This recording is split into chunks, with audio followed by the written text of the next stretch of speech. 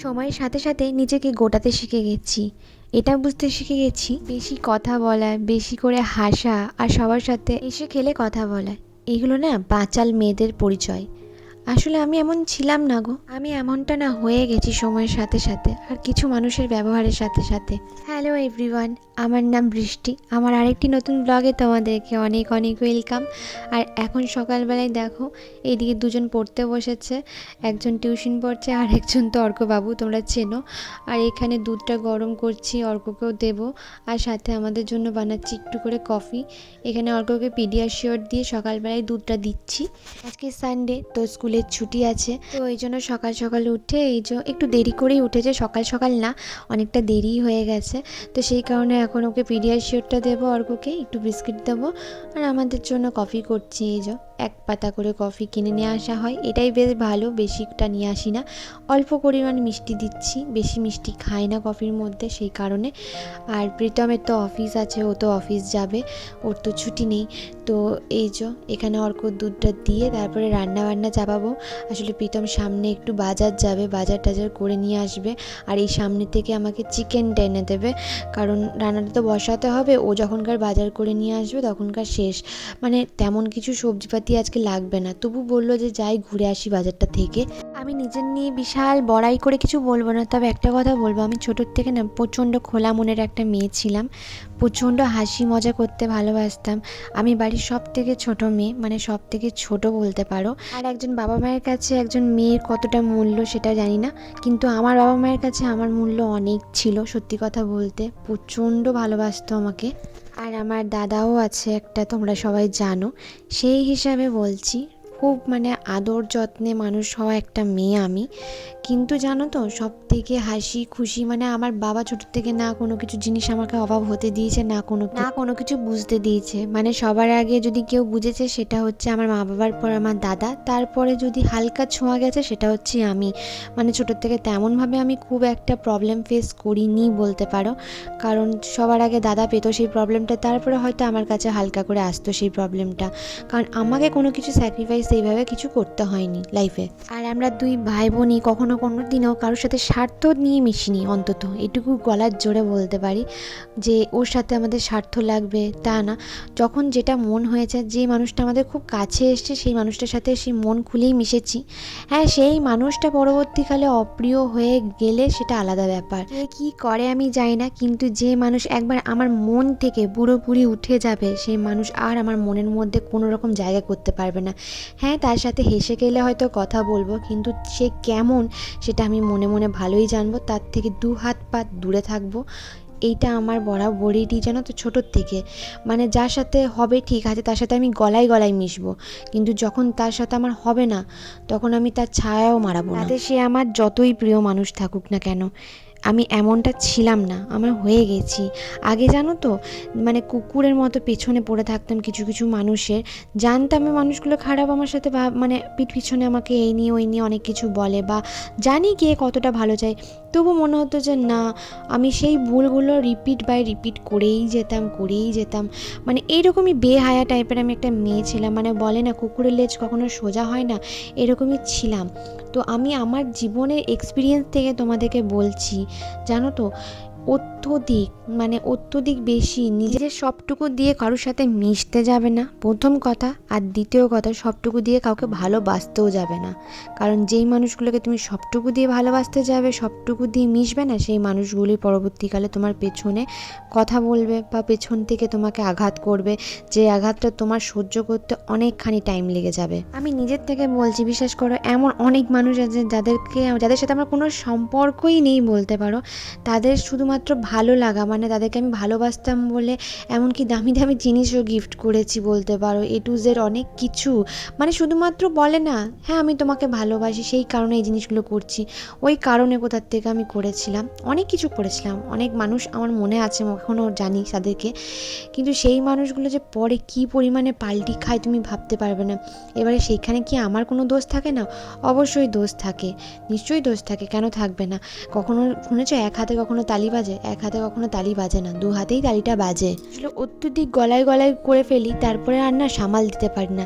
যখন না সে মাথায় উঠে নাচে তখন জিনিসটা না নেওয়া যায় না। মানে কিছু কিছু মানুষকে ভালোবাসা দিলে সেই মানুষটা না ভালোবাসাটা তো বোঝে না, প্রথম কথা। দ্বিতীয় কথা, বুঝে যায় সে তাকে ছাড়া যেন আমি চলতে পারবো না, তাদেরকে ছাড়া যেন আমার কোনো কাজ হবে না, এই জিনিসটা তারা ভেবে নেয়। তো সেই জিনিসটা ভেবে ভুল করে। প্রথম কথা, এমন নয় পৃথিবীতে কাউকে ছাড়া কেউ চলতে পারবে না বা কাউকে ছাড়া কোনো কাজ হবে না। সবাই সবাইকে ছাড়া চলতে পারে আর সবাই সবাইকে ছাড়া কাজকর্ম করতেও পারে। কিন্তু ওই যে মানুষের কিছু ভুল ধারণা হয়ে যায়, আর ওই জিনিসটা আমি তাদেরকে ধারণাটা করাই, আসলে বুঝিয়ে দিই যে হ্যাঁ ভাই তোমরা ছাড়া আমার কিছু চলবে না, এই হবে না ওই হবে না, তারপরে সামাল দিতে পারি না। তারপরে যখন সেই জায়গার থেকে সরে আসতে চায় না, তখন তাদের সবার চোখে হয়ে যায় খারাপ। ওই জিনিসটা আগেও আমি তোমাদের সাথে শেয়ার করেছি। তো আমি আমার দিক যেগুলো দেখো, আমার যেগুলো ভুল আছে সেগুলো আমি অবশ্যই শেয়ার করব। আর সেকেন্ড হচ্ছে, আমি খুব পেট পাতলা মেয়ে, আমার পেটে কোনো কথা থাকে না জানো তো। মানে সেটা নিজের হোক, মানে আমার নিজের যত পার্সোনাল কথা হোক, আমার পেটে কখনো কথা থাকে না। যার সাথে আমি মিশবো তাকে আমি আমার ঘরের গুষ্টি সব কিছু বলে দেবো, তারপরে যে ঠেলা সামলাবি সামলা, লাস্ট পর্যন্ত সেই ঠেলাটা আমাকেই সামলাতে হয়। যাই হোক, এত গল্প করতে করতে এখানে চিকেনটাও কষা হয়ে গেল। দই দিয়ে নুন হলুদ দিয়ে মাখিয়ে রেখেছিলাম চিকেনটা, আর এখানে পেঁয়াজটা ভেজে, দেখতেই পেলে যেহেতু টক দইটা বেশি দিলাম ওই জন্য আজকে টমেটো দিইনি। পেঁয়াজটা ভেজে আদা রসুন জিরে বাটাটা দিলাম, দেন একটু রেড চিলির পেস্ট দিয়েছি, গোলমরিচ পেস্ট দিয়েছি, তারপরে ওই আলু দিয়ে চিকেনটাকে কষিয়ে নিলাম। অর্কর জন্য একটু ডাল করছি, মসুরির ডাল সেদ্ধ করছি, আর কি অর্ককে ঝোল দিয়ে খাওয়াবো না সেই কারণে একটু মসুরির ডাল সেদ্ধ করে নিলাম। আর এখানে আস্তে আস্তে চিকেনটাকে আমি কষিয়ে নিচ্ছি। এরপর তোমাদের দাদাভাই যাবে বাজারে, মানে রান্না অনেকক্ষণ আগে যদিও বা বাজার চলে গেছে, এই রান্না শেষ হলে এরপর আমি স্নানে যাব। আজকে হচ্ছে সানডে, যেহেতু সানডে বেশিরভাগ দোকানই সানডে এখানে বাজার বন্ধ থাকে।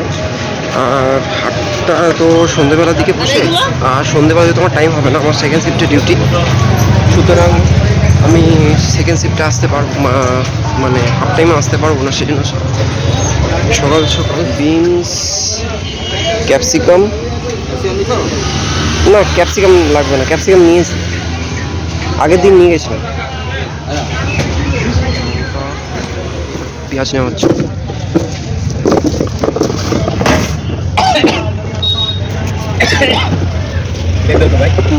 সানডে সেই জন্য বেশিরভাগ দোকানই বন্ধ আছে এখানে,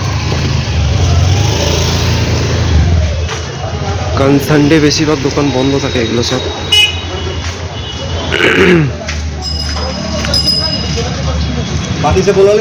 যারা সন্ধ্যেবেলায় হাট বসবে এখানে, সেই জন্য এগুলো সকালের বাজার সকালে পুরোই ফাঁকা, অলমোস্ট ফাঁকা থাকে, এই দোকানগুলো বসেই থাকে। হাট একমাত্র সন্ধ্যেবেলায় বসে। হাফ কিলো 30, বিনস কত করে? হাফ কিলো 20, 1 কিলো নেবো, কিছু কম হবে না? হ্যাঁ 30 না, কম দাদা। আর লঙ্কা কত করে? কেজি নিলে 50 হবে, পোয়া নেবে 15 টাকা। পোয়া 15, কিলো নিলে 50। Half kilo 50, 25। কেজি নিলে কাকা 40, পোয়া 15। এখন দেখো বাজার টাজার থেকে এসে ভালো করে ফ্রেশ ট্রেশ হয়ে ভাব বেটাতে এখন খেতে বসেছে। কারণ ওদের অর্ক চিকেন হলে অর্ককে এখন নিজে নিজেই ছেড়ে দিই খেতে, জানো তো, একটু নিজে নিজে খেতে শেখাটাও দরকার। আর ওই পেছন দিক থেকে যে বাচ্চাটা বেরোলো সেটা হচ্ছে দিদির বাচ্চা। মানে আমাদের বাড়িটা না, মানে ওদের বাড়িটা আমাদের বাড়িটা না, মানে একদমই অ্যাটাচ করা। তো সেই কারণে কি বলতো, যখন খুশি আসে, আমরাও যখন খুশি যাই, এরকম একটা রিলেশন হয়ে গেছে। প্রীতম অফিস চলে গেল খেয়ে দে, আর আমি এসেছি এখন ছাদে। আজকে রোদটা কি ভালো দিয়েছে, ছাদে জামা কাপড়গুলো তুলতে এসেছি, যেগুলো শুকিয়েছে সেগুলো তুলে নেবো, আর বাকিগুলো ভালো করে মিলে দেবো।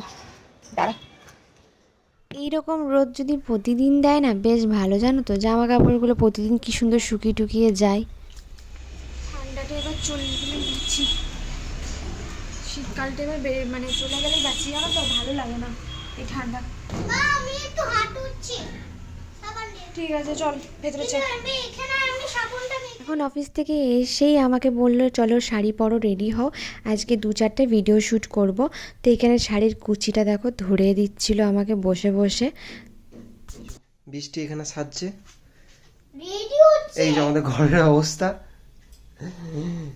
ভিডিও কি করে বানায় দেখো, নাকি বৃষ্টি? ভিডিও বানানোর কষ্ট, সবাই ভিডিও বানানো সোজা। হ্যাঁ সত্যি তাই না? ভিডিও বানানো সবার সোজা। এই যে ঘরের অবস্থা দেখতেই পাচ্ছ, এই যে ম্যাডাম সাজছেন। আমার কাছে মেকআপের কিছু নেই, যেটুকু আছে সেটুকু দিয়ে সাজাসুজি চলছে গাইস। আকে না দিন এটা আমার বডি কালে ফুল দিয়েছি মাকে দেব না। আমাকে দেবে? না দেব না। Give me that flower. Yes yes yes. অনেকেই আমাকে বলেছো যে দিদি ভাই তুমি চুল খুলে একদম সিঁদুর পরবে না, তো তোমরা যেটা যেটা বলো সেটা আমি পালন করার চেষ্টা করি। সত্যি কথা বলতে অনেক কিছুই জানি না এখনো পর্যন্ত, তো সেগুলো একটু গাইড করে দিও, সুবিধা হবে আমার। অফিস থেকে আসার পরও কোনো রকম আমাকে বিরক্ত হয় না, বিশ্বাস করো। একটু হলেও আমাকে সারাদিনে টাইম দেয় বা ভিডিও করার জন্য আমাকে নিজেই মানে বলে না এনকারেজ কর, মানে আমাকেও সবসময় নিজের থেকেই বলে যে চলো ভিডিও বানাতে হবে, করতে হবে। চ্যানেলটা আমার হলেও চেষ্টাটা সম্পূর্ণ ও করে যায় যাতে আমি চ্যানেলটাতে একটু দাঁড়িয়ে যাই, মানে সবাই আমাকে একটু চিনুক জানুক এই আর কি। যেহেতু ও জানে যে আমি কতটা ভালোবেসে চ্যানেলটা খুলেছিলাম, তো সেই কারণে। তো এইখানে যেন তো শরীরটা সেইভাবে আজকে যেন একদম সাথ দিচ্ছিল না, ওই জন্য না ভিডিও সেইভাবে করা হয়ও নি, রেডি হয়েও করা হয়নি বলতে পারো, তবুও চেষ্টা করা চলছিল। তো এইখানে তো আমার দাদাভাই যে অ্যাক্টিংগুলো করে হাসিও পায় মাঝে মাঝে, কি বলবো। তো চলো এখানেই ভিডিওটা শেষ করি।